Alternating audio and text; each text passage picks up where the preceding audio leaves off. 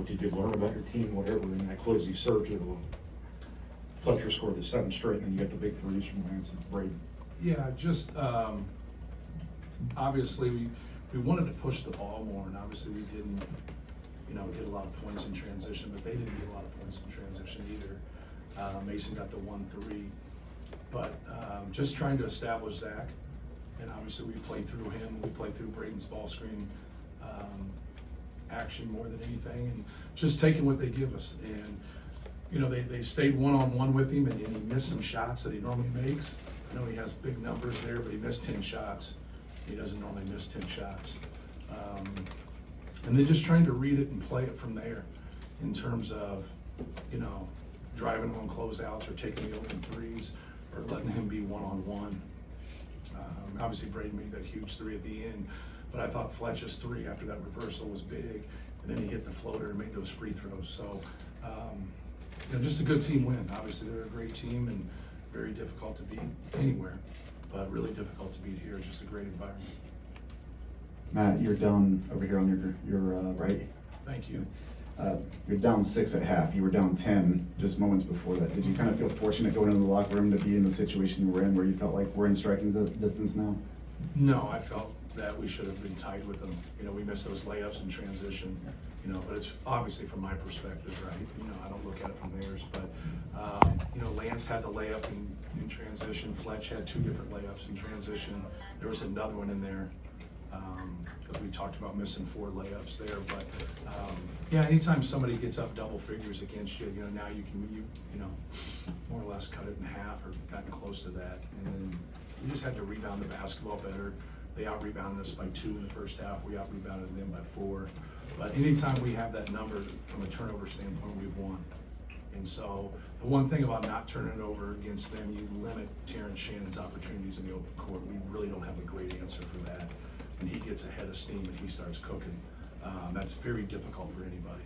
And obviously Marcus Damask is a fabulous player, but how he plays and doing the dribble downs like Pickett did last year really puts everybody in a bind. So you got to put a lot of attention to Damask. You got to put a lot of attention to Terrence Shannon, just because they have Terrence has a lead ability and a skill level, and but more than anything, they play 2 separate groups. So at our place, the numbers would say when Dane Danger and Ty were in, we had more success. When they went smaller, it was harder for us. So now we got to prepare after an emotional win against Michigan State for 2 different lineups. And it's really not that hard, but when fatigue sets in and competition gets and you have a crowd, now you got to know what you're doing versus their small lineup versus their bigger lineup, and some of the things that we were doing. And you can see sometimes they're like, we messed up just a couple basic switches. Coleman gets that dunk. We have another simple switch that we messed up. But we like Zach against anybody at the basket. We just do different things because we try to protect him, more than anything. But we like Damask with the ball, 5 to 15 feet with Zach on him. But sometimes you can't get to that point. And so we really worked on him staying down and staying disciplined and not letting him with all the shot fakes getting any foul trouble there. But just a big time win by our guys. Matt, last year, you guys obviously win the Big Ten. You're winning it outright again this year. What does it say about your guys that they were able to get back to that place?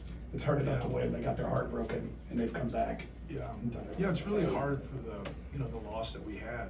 We've never been a 1 seed since I've been the coach, and you fight to be a 1 seed and you get beat by a 16 seed. And I don't even really like talking about it out of respect for our opponent, because they beat us straight up, right?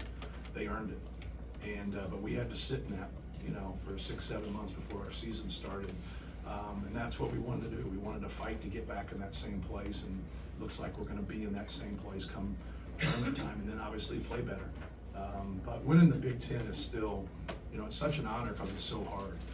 Think about the venues that you have to go into, and I know it's not a perfect schedule always, but we had to go into Wisconsin, we had to go into here, we went into Indiana, we didn't play at Michigan State, just kind of thinking, obviously we got beat in Nebraska, we got beat in Northwestern, but all those venues, man, are so difficult. And there's other ones, obviously, as you guys know, but I think that says something for our guys to be able to, being 7-3 on the road in the Big Ten is quite an accomplishment, and 9-0 at home. And we know we've got a tough one against Wisconsin. But yeah, it's our guys are resilient, and they hang in there, and they're tough, and they're basketball guys, and we just got a good mix of guys. We obviously got the best player in the country. It's a hell of a place to start.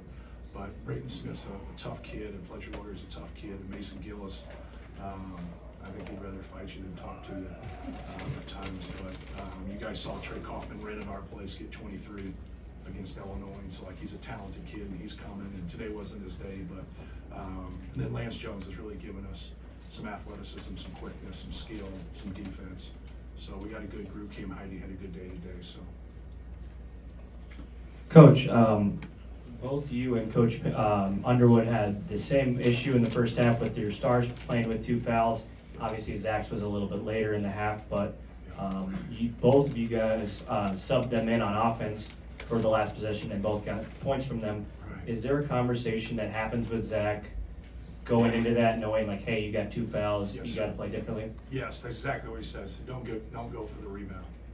You know, he gets, and you know, he has all those tap backs where he goes, and it's so hard to officiate because is he just 8 inches taller than somebody and he's getting it, or is he actually getting up on their back? And so when he gets fouls, we always talk to him about that. But in that scenario there, it's like, hey, let's score the basketball. But it's pretty hard to do because that's your instincts, right? You score the ball and you miss it, you go after the basketball. You're 5 feet from the rim. You're 7'4". You know, what are you supposed to do? But him getting a third one there would have been tough for us. How much of those 2 inside-out threes that you started the second half with, one by Braden, one by Fletcher, kind of changed the game? It seemed like Zach got more one-on-ones after that, Right. and then it set the tone for an 8-10 shooting half. Yeah, well, that's one of the differences with this team is that, you know, we're a better 3-point shooting team. And you put people in binds. You know, the rules that they have and the way they play aren't the rules when they play us because they can't be, right? Other people don't have him.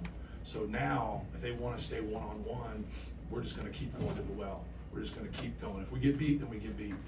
But he normally does pretty well there. But he's very unselfish. You know, he's very unselfish. So if you come and double, he'll get the ball out of his hands. We spend a lot of time knowing where people are. You still got to pick up eyes. You still got to know what's going on. But we spend a lot of time on when the ball goes in on this block versus the left block versus the right block, where you're supposed to be. It doesn't mean you just, you know, let it whip. But those are the easiest threes to take. The step-in threes are the easiest threes.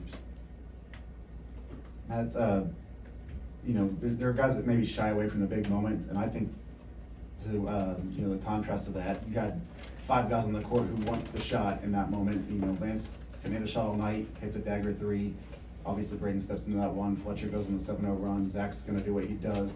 How important is it to have so many guys that aren't afraid of that moment when it gets Right. to a game like this? Yeah, no question. You know, Lance has been that way for us all year. You know, even some games when he struggles, he steps up and knocks down a shot. Fletch has made big shots here, and you see Braden, like Braden really, you know, steps up into that moment. But just having that balance with him, you know, he's our, you know, he's the cornerstone of what we do, Zach Edey. And so now you want to put people around him that, you know, brings value to him just like he brings value to his teammates. And having skill and decision makers with him makes it a complete package offensively. Right here. Thank you. The defensive efficiency numbers have kind of slipped the last couple weeks for you guys. What can you take away from tonight, just specific on that end, especially with Yeah. you know, turnovers and Zach came off out of the paint a lot too? So. Right. Well, I think our defensive numbers are better when we take care of the basketball because we're not in transition as much. I think that can start by setting our defense, and that really helps. Sometimes you're fortunate. Obviously, you like to give your defense credit for them being 4 for 16, but you know, you go back and look, and maybe there's just, you know, some misses that they normally would make, and you kind of look at those things. But for us to hold them to 71, I didn't think that would happen. Just to be frank with you, you know, look at who they've played. Look at how they've scored. They've been in the hundreds at home. They've been in the 90s. They've just, you know, just outscored people. And you know, think about Minnesota scoring 97 points here and losing. You scored 97 points, you should win, right? But that just shows you their firepower. But no, just trying to work and talk through things. The things that get you lost more than anything is just being disconnected and guys not remembering what they're supposed to do. If you just do what you're supposed to do and don't foul, you know, you're going to give yourself a better chance. Go ahead, right here. Sorry. Matt, right here. Thank you. Following up on that, this will be the first team to hold Illinois under 80 in 9 games. So what do you think was the key to forcing them out of their Yeah. offensive streak there? Yeah, just like I said, I think taking care of the basketball for us, not letting them get as many transition opportunities, I think was the biggest piece of it. You know, they get 11 offensive rebounds. They were killing us on the glass to start the game. Ty got the tip dunk there, or maybe it was an and one. But just, you know, trying to keep them off the glass and keep them out of transition and just make them earn everything, and not foul to mask. You know, everybody, like, he has such a tough cover, but I didn't think we could handle him one-on-one to mask. If he was gonna get deep, I really wanted to bring Zach and use size as much as we can. Sometimes we did that, sometimes we didn't. You know, you're not gonna, like, Terrence Shannon didn't have a good shooting game, but he's very dynamic. He's like Jay Nivey was for us. When he gets that head of steam and he gets going, you just have to limit those opportunities by playing well on the offensive end and set your defense. So I think those are the two areas. I didn't think we were great at boxing out, but I think we were good enough, right? But the turnovers for me is, I know I'm talking offense and you're asking a defensive question, but it's really, really important to stop people in transition. In the back and then Casey. Coach, you talked about the missed layup over here on your right. You talked about I'm the, struggling. You talked about the missed layups in the first half already. Is the adjustment on that as simple as making the layups, or do you want to slow down instead of pushing the tempo on the fast break? I thought Lance's was okay. You know, they talk about the guys in the cylinder when they go vertical wall, they got to jump an A and land an A. It didn't seem like that happened, but I'm 60 feet from it, so I'm probably not the person to talk about that. Fletcher just shot a reverse layup and whiffed it. Looked like to me, like he just shot it off the glass, and I don't know. But yeah, like, you know, your pride gets in the way a lot. And you really talk about, you know, Jay Wright really, like, made a living at Villanova and getting guys to understand about playing on 2 feet and being under control. And you get ahead of steam and you get going, especially in transition. I thought we had 2 or 3 plays. Fletch had one to start the second half. Brayton had one when the ball went off his leg. If you just jump stop, you know, they can't get around him. Just jump stop, and he's somewhere, right? And so just put the ball up in the air, and if they come in and put 2 people on him, now you're on 2 feet and you can spray it out. So we just have to do a better job of playing on 2 feet and then utilize it. Doesn't mean you still can't shoot. See, the one thing about jump stopping is you haven't taken the shot out of the equation. Like, I'm under control. Like, now I'm gonna jump stop. Now I got Zebo right there. Now I can turn around and shoot that little turnaround shot right there, or I can spray out for a 3. When you leave your feet, like, hope you like what you're doing, right? Because that's what you're doing, you know? And so, like, especially when you go to your weak hand, like, you know, it's hard. Like, Boo Booey can make that play. He can make speed dribble with his left hand, shoot with his right. Maybe a couple other guys, but analytically, we probably have 1 or 2 guys in our league that analytically should shoot that shot. And so, like, that's kind of what's taken over basketball. But it's okay, it's intelligence, right? You're playing the right way. If you can't go and dunk that, you can't go through size and athleticism, you got to get on 2 feet. And so we did a little bit better job of it, but we still had our moments. Last one, Casey. Matt, you guys go 1 for 6, 3 in the first half. Edie doesn't get a free throw until 12 minutes left in the second half. Lance doesn't play well until the end, shooting wise, knocks one down late. What does that say about your team's just mental makeup this late in the season? Yeah, just being resilient, staying with it, and you know, keep fighting, and kind of just, for a while we just had to hang in there, right? You know, they were playing better than we were, and just keep kind of trusted each other, and we just kind of kept talking about Terrence Shannon, and just kept talking about Marcus Damascus dribble down, just booty ball, or whatever you want to call it. You know, Coleman Hawkins, you know, spreads you out, and he's so talented, and he's long, and, you know, causes problems. Guerrier had a great first half, right? He didn't think he had a couple free throws in the second. But just, yeah, we just wanted to keep our focus there, and we wanted to keep out of the paint more. But they're so good once you get, see, that's the deal, when you get Marcus and you go and double him, and they can spray that ball out quick, now you're in a rotation. And now they're shooting threes or attacking closeouts. Now you got to go back into help again. So that's why we wanted to pick up the ball and hopefully take some time off there. Kind of our version of like a 2-2-1. just to kind of slow them down a little bit. But at times, I think it helped us, and at times it didn't matter. But yeah, I think we just gotta build on it and keep getting better and understanding different styles. Like, you go play Northwestern, or you go play Minnesota, you go play Illinois, there's probably more similarities than differences, but there's still differences. And like now just kind of, because hopefully this experience helps us, in the NCAA tournament.